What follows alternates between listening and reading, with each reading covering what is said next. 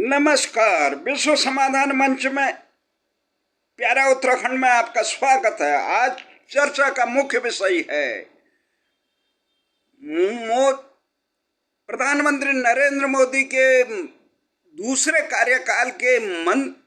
प्रथम विस्तार पर चर्चा। क्या यह प्रथम विस्तार 2022 में होने वाले विधानसभा चुनाव या 2024 में होने वाले लोकसभा चुनाव को ध्यान में रख के किया गया, या ये जो मंत्रिमंडल का विस्तार किया प्रधानमंत्री ने, इसे मोदी का कामराज प्लान कहा जाए? क्या है इसकी क्या छवि पड़ेगी? तो इसमें आज हम सबसे पहले आपका ध्यान आकृष्ट करना चाहते हैं कि मोदी मंत्रिमंडल इस समय राष्ट्रपति भवन में शपथ ग्रहण कर रहा है और इस समय आज 6 बजे के बाद ये राष्ट्रपति के विशाल प्रांगण में कोरोना महामारी के मार्गदर्शनों तमाम मापदंडों का अनुसरण करते हुए मोदी सरकार ने 43 मंत्रियों को अपने मंत्रिमंडल में शामिल किया और इस समय अनेक मंत्रियों को पदमुक्त किया, हटाया है। इनमें बड़े मंत्रियों में सबसे बड़ा झटका है कानून मंत्री रविशंकर, जावड़ेकर जो प्रसारण मंत्री रहे, और उसके अलावा शिक्षा मंत्री रमेश पोखरियाल निशंक, संतोष गंगवार, गहलोत जी, थावरचंद गहलोत जो राज्यपाल बना दिए गए उसके कारण इस्तीफा दिया गया, देवाशीष चौधरी, सदानंद गौड़ा, बाबुल सुप्रियो, संजय धोत्रे, राव पाटिल और इसके अलावा प्रताप सारंगी, रतन लाल कटारिया, ये तमाम मंत्री अपने पद से इस्तीफा दिए। अब पद से इस्तीफा देने के बाद मोदी के ये मंत्रिमंडल में जो बड़े दिग्गज को बाहर किए गए उससे लोग स्तब्ध भी, भारतीय जनता पार्टी के लोग भी स्तब्ध है। और इस मंत्रिमंडल को अन्य पिछड़ा जाति, जनजाति और अनुसूचित जनजाति का मंत्रिमंडल कह के प्रचारित कर रहे हैं खबरिया चैनल। इसकी हकीकत क्या है कि इसमें 27 लोग जो हैं अन्य पिछड़ा वर्ग से हैं और 12 लोग अनुसूचित जाति से है और 8 अनुसूचित जनजाति है। भारत के 25 राज्यों को इसमें प्रतिनिधित्व दिया गया और इसमें उत्तर प्रदेश, महाराष्ट्र, बिहार, गुजरात, इन राज्यों को प्राथमिकता दी गई। हालांकि विपक्ष आरोप लगा रहा है कि उत्तर प्रदेश और अन्य राज्यों में होने वाले चुनाव को देखकर, विधानसभाई चुनाव को देखकर इस प्रकार के परिवर्तन किए गए, परंतु मोदी सरकार का काम करने का अपना नजरिया है। जिस प्रकार से बड़े दिग्गज मंत्रियों को हटाया गया उससे ये लग रहा है कि मोदी अपने मंत्रियों के कार्य से खुश नहीं थे या वो अन्य मंत्रियों को मौका देना चाहते हैं और कुछ कार्य करना चाहते हैं। इनमें नारायण राणे महाराष्ट्र से लाए गए और आदित्य राज सिंधिया जो कांग्रेस के दिग्गज नेता थे उन्हें मध्य प्रदेश में कांग्रेस में सम्मिलित किया गया था। उनके सम्मिलित होने से ही मध्य प्रदेश में जो चुनावी रण में भारतीय जनता पार्टी परास्त हो गई थी, वो आदित्य ये सिंधिया की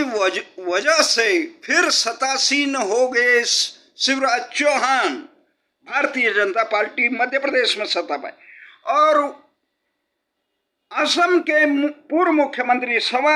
सर्बानंद सोनोवाल जो छात्र नेता के रूप में उभर के सामने आए थे, भारतीय जनता पार्टी के पहले जो सरकार बनी थी उसके मुख्यमंत्री रही। तो इस प्रकार से वहां कांग्रेस से आए विश्वास शर्मा को वहां पे जो मुख्यमंत्री बनाया गया, तो सर्बानंद सोनोवाल को केंद्र में मंत्री बनाया गया। तो इसके अनुप्रिया पटेल जो आगामी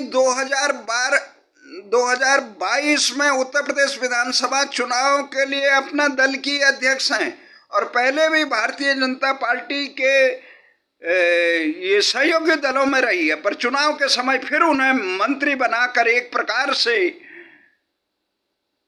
उनको, उनके दल को, उनके समाज को भारतीय जनता पार्टी के गठजोड़ से समझौता करके आगामी चुनावी रणनीति में इस प्रकार लग रहा है। और दिल्ली की सबसे तेज तराज महिला नेत्री मीनाक्षी लेखी जो प्यारा उत्तराखंड के रजत जयंती कार्यक्रम में सतपाल महाराज के साथ नई दिल्ली नगर पालिका सभागार, विशाल सभागार में मुख्य अतिथि के रूप में आई थी, जो भारतीय जनता पार्टी के वरिष्ठ नेता प्राणलाल लेखी के परिजन है और दिल्ली की बहुत चर्चित नेत्री है तेज तराज, उनको भी राज्य मंत्री बनाया गया। पश्चिम बंगाल से कई नेताओं को समाहित किया गया और उत्तराखंड में सबसे बड़ा आश्चर्यचकित है, उत्तराखंड में जिस प्रकार से भारतीय जनता पार्टी ने विगत 4 महीने में 3 मुख्यमंत्री बदलकर अपनी जगहंसाई कराई, वहीं उत्तराखंड की जनता अपने को ठगी महसूस करी। आज मंत्रिमंडल के विस्तार में जिस प्रकार से रमेश पोखरियाल निशंक को हटाया गया, उनका मंत्रिमंडल नहीं बदला गया, हटाया गया, तो उससे भी लोग नाखुश नजर आएंगे। परंतु जनता बड़ी हैरान है कि उत्तराखंड में 2022 में चुनाव होने वाले हैं। अजय भट्ट को भी राज्य मंत्री बनाया गया जो नैनीताल के संसदीय क्षेत्र से प्रतिनिधित्व करते हैं। और जिस प्रकार से धामी को बनाया गया, धामी नौजवान है, भारतीय जनता पार्टी के छात्र इकाई के मूल धारा के नौजवानों है, परंतु चुनाव के समय जिस प्रकार से उपेक्षा वरिष्ठ और प्रतिभावान जन नेताओं की गई, वो भारतीय जनता पार्टी को आगामी 2022 के चुनाव के लिए गले की हड्डी साबित होगा, आत्मघाती साबित होगा। और यहाँ पे एक बात बहुत हैरानी की है कि जिस प्रकार भारतीय जनता पार्टी मोदी सरकार के मोदी का खुद को हनुमान बताने वाले रामविलास पासवान के बेटे चिराग पासवान ने अपने चाचा के विद्रोह से मर्माहित होकर प्रधानमंत्री से गुहार लगाई थी कि उनके चाचा पशुपति पासवान को केंद्रीय मंत्रिमंडल में शामिल न किया जाए, परंतु उनकी गुहार को दरकिनारे करते हुए प्रधानमंत्री ने जिस प्रकार से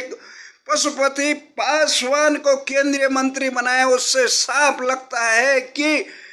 लोक जनता पार्टी, शक्ति पार्टी के विभाजन के पीछे कहीं ना कहीं जो नीतीश को समझा जा रहा था, इसके लिए भारतीय जनता पार्टी के आला नेतृत्व की विमर्शा है। जिस प्रकार से लोकसभा में भी उनके दल को मान्यता दी गई, जबकि पशुपति पासवान और उनके समर्थक सांसदों को चिराग पासवान ने दल से हटा दिया। जिस प्रकार से इस मंत्रिमंडल में नए नए लोगों को लिया गया, इसमें बताया गया कि 29 पूर्व विधायक, 18 पूर्व राज्य मंत्री, 5 पूर्वोत्तर के हैं, 5 अल्पसंख्यक समुदाय से आए हैं और 7 प्रशासनिक अधिकारी हैं, कई डॉक्टर हैं 5 और 14 जो लोग हैं वो 50 साल से कम उम्र के हैं और औसत आयु इस मंत्रिमंडल के 58 साल है। 11